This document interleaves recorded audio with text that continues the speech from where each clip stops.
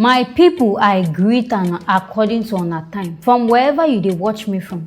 This story wey I carry come na very sad one. I hear say gunmen don enter inside Anambra State, go Ajali police station, in fact go murder almost every police officer inside that place. And I hear say as e be, they don kill about 5 officers and they don burn down this police station with people inside.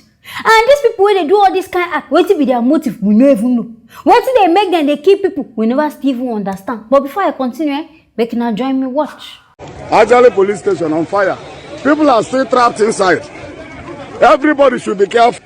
People are inside. We are trying to rescue some people inside. People are inside. Okuna Aba people inside. Ajali police station. Unknown men gone. Unknown gunmen. Now God go save us for inside this Nigeria where we dey. They still say people dey inside this place, people dey trapped inside, but still they no care. They still carry their matches, burn this place upside down. Abeg, wetin dey happen inside Anambra State now? Because to me, this place don dey turn to one zone. Every day now, you must hear say they keep person inside this place. And as I hear this matter, I hear say no be any Fulani headsmen dey cause this kind one. Because now no say they complain, they go talk say no be them, no be IPOB, na Hausa people.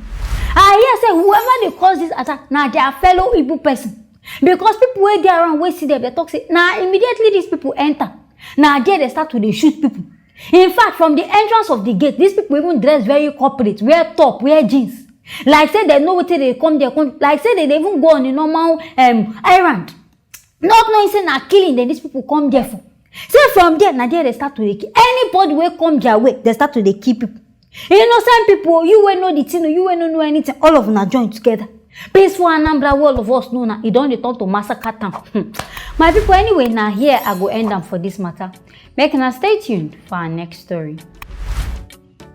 This Nigeria where we dey now, it don't tire people. People don't come outside, they lament, they complain. And this one, now one bus driver will be say, NYSC coppers go say, make them go sensitize them. Now there, this guy they para for them, say, make them look the state of this country. Say, especially inside Edo State, nothing there again. Say, in fact, everything they overpriced, things don't cost. Common street lights, they don't even get inside their town. So what they make these people now when they follow them, they sensitize them on coronavirus. Say, in fact, the country don't tire them. My viewers, I beg, make them follow me see. No street lights, nothing.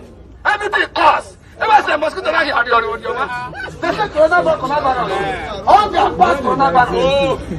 If they put coronavirus for here now, they say 1 million there. I'll keep the coronavirus. Carry wire for me. If you hear say man, I say man will be. Man say he's sick. He say he needs drugs. Not be saying na sickness, na hunger. Check Nigeria now. People know this to get wet hair, they don't get wet hair. Somebody don't want, he want kill everybody throw away. What do you mean? They won't tell us that for a virus, stay away. Vaccine, you don't go.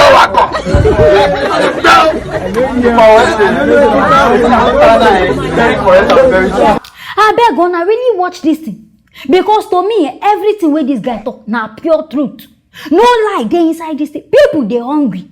Make una forget packaging, say people go dress, look fine. People, they suffer inside this Nigeria where they dey. Things no they work out the way things dey now, it don't spoil. Even the time where coronavirus dey, where be everybody carry this matter for it, things no cost the way things cost now. Now what to make now people they cry, they complain. And now people can't come outside, youth can't come outside, government send NYSC coppers. May they go, they tell them say, may they come collect vaccine. I beg. No be person wey don't chop belle full now they collect vaccine. Or I expect say people wey be say hungry, they kill them, may they come go stand, say they queue for vaccine. Vaccine wey be say even people wey they collect that, they never still cure.